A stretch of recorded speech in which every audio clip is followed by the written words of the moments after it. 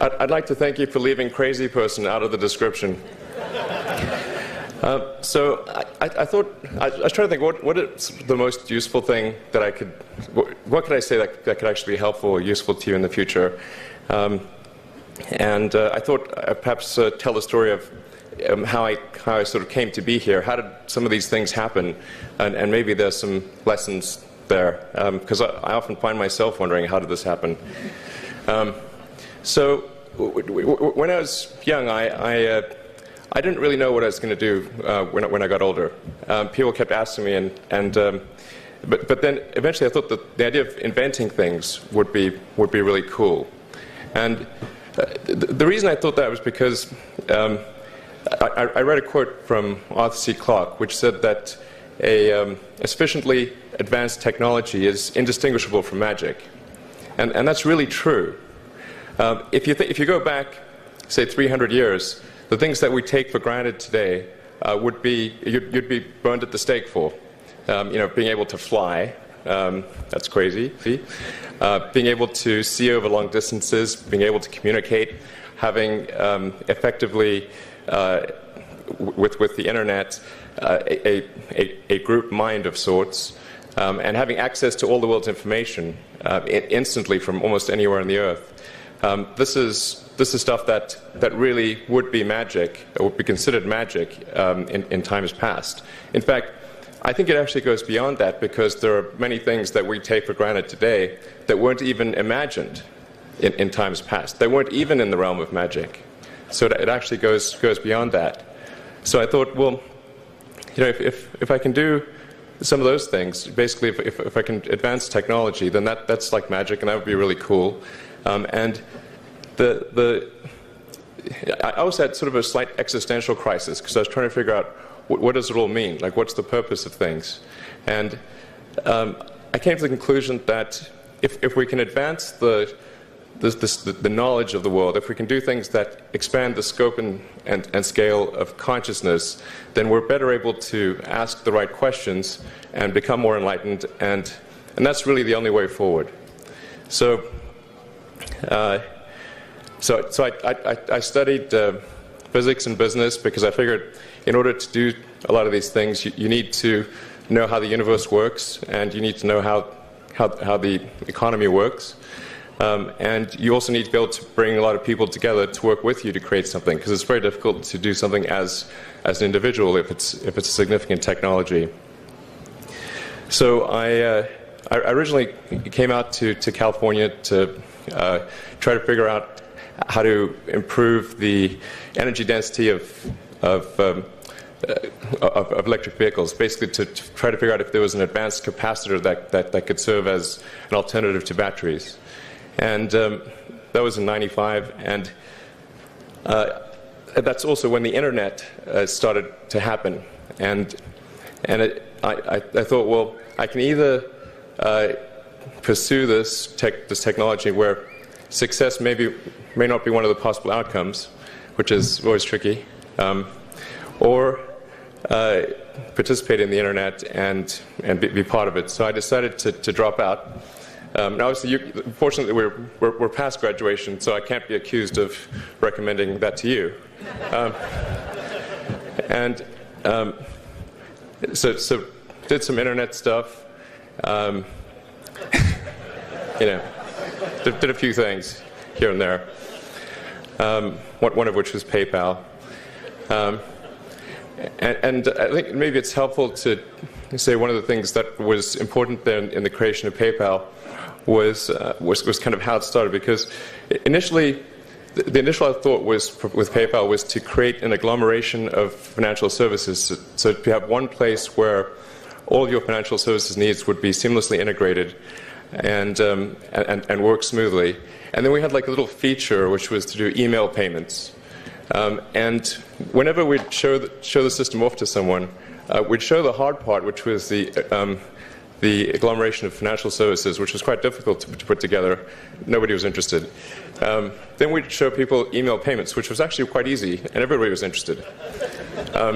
So this is, I think it's important to take feedback from your environment. you want to be as closed loop as possible. So we focused on email payments and really try to make that work, and that's what really got things to take off. But if we hadn't responded to what people said, then we probably would not have been successful.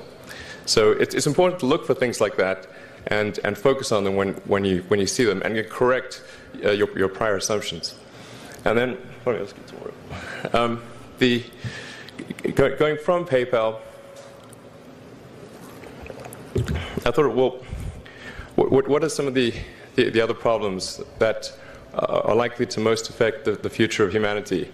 It really wasn't from the perspective of what's the rank-ordered best way to make money, which is okay, but it was really what I think is going to most affect the future of humanity. So I think the biggest terrestrial problem we've got is sustainable energy, both the production and consumption of energy in a sustainable manner. If we don't solve that this century, we're in deep trouble. And then the other one being the extension of life beyond Earth to make life multiplanetary. So that's the basis for the latter is the basis for SpaceX, and the former is the basis for Tesla and Solar City.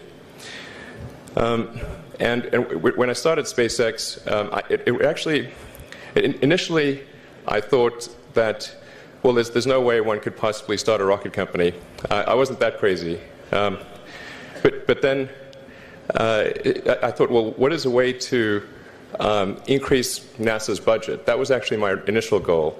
So I thought, well, if we can do a low-cost mission to Mars, something called Mars Oasis, which would land seeds with seeds and dehydrated nutrient gel, and you hydrate them upon landing, and then you'd have this great sort of money shot of green plants on a red background, and the public tends to respond to precedents and superlatives, and this would be the first life on Mars, the furthest that life's ever traveled, as far as we know. And I thought, well, that would get people really excited, and therefore increase NASA's budget. So obviously, the financial outcome from such a mission would probably be zero. So anything better than that was on the upside. So I actually went to Russia 3 times to look at buying a refurbished ICBM. Because that was the best deal. And I can tell you it was very weird going there in late 2001, 2002, going to the Russian rocket forces and saying, I'd like to buy 2 of your biggest rockets, but you can keep the nuke. That's a lot more.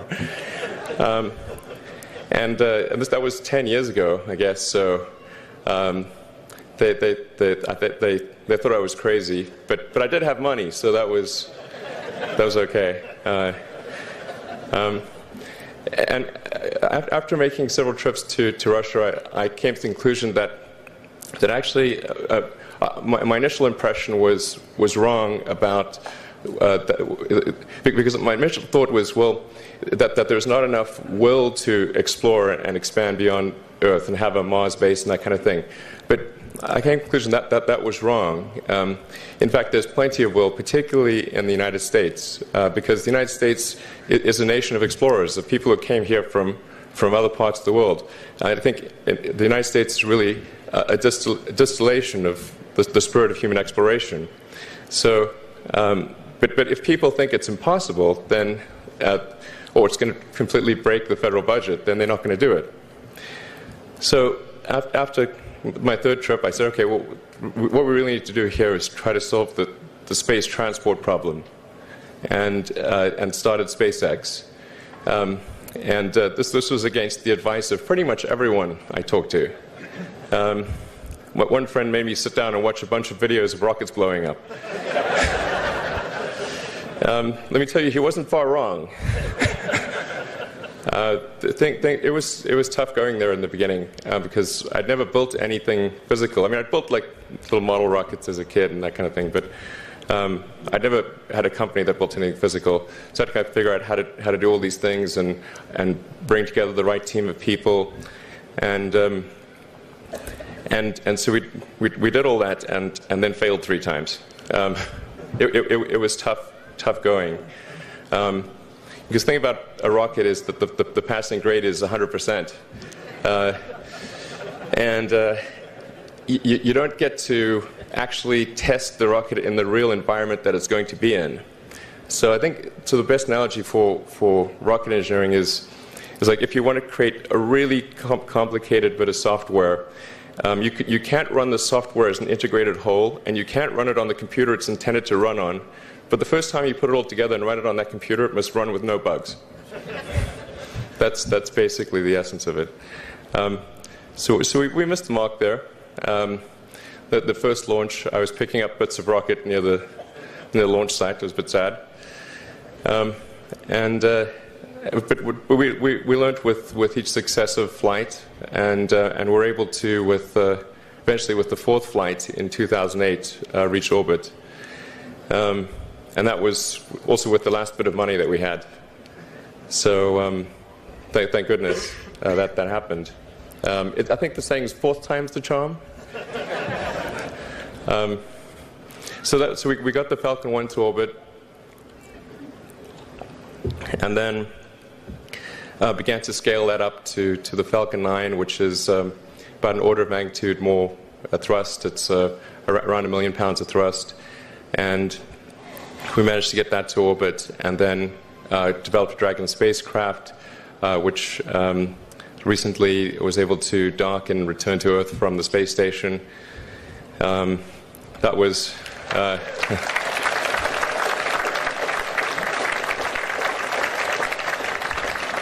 thanks. That was a white-knuckled event. Yeah, it's a huge relief. Still can't quite believe it actually happened. But there's a lot more that must happen beyond this in order for humanity to become a spacefaring civilization, and ultimately a multi-planet species.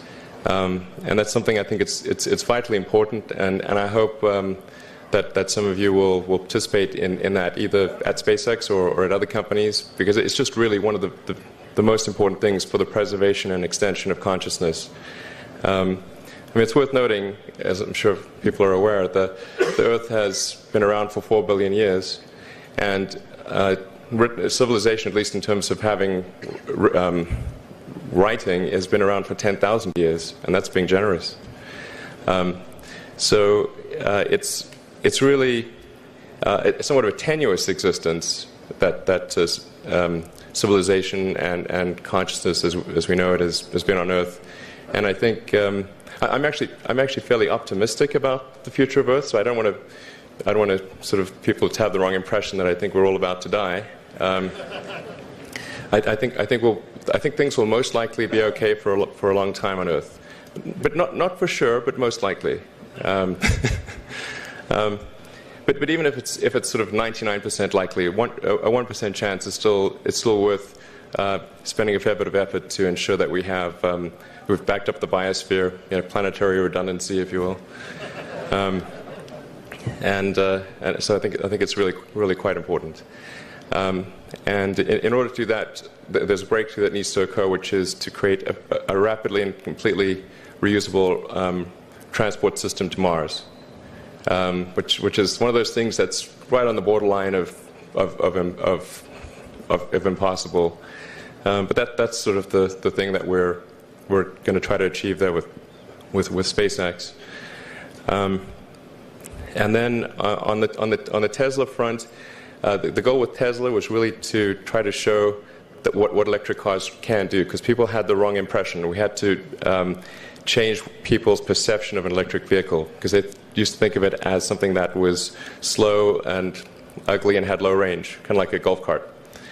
So that's why we created the Tesla Roadster, to show that you can be fast, attractive, and long range.